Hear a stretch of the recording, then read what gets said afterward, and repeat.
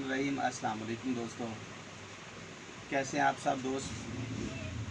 तो नाज़रीन, आज हम जो है वो एक ऐसी चीज़ आपको पेश करेंगे कि जो कि आपके लिए बहुत ज़बरदस्त होगी।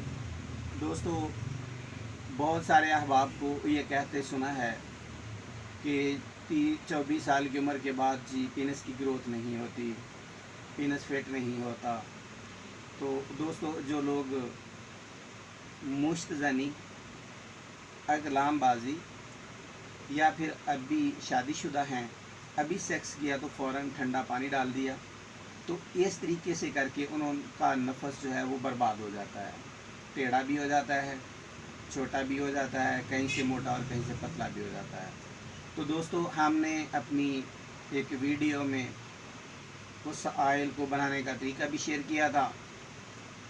तो आयल के साथ जो है वो हम खाने की अद्वियात देते हैं, और जो हमारा आयल और खाने वाली अद्वियात हैं वो 40 से 60 दिन हम इस्तेमाल करवाते हैं।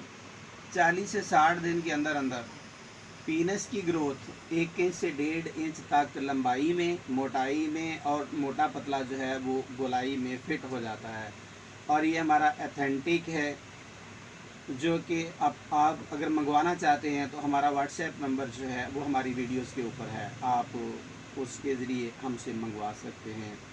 और इंशाल्लाह इसका कोई क्लेम नहीं है। बहुत शुक्रिया। अस्सलाम वालेकुम।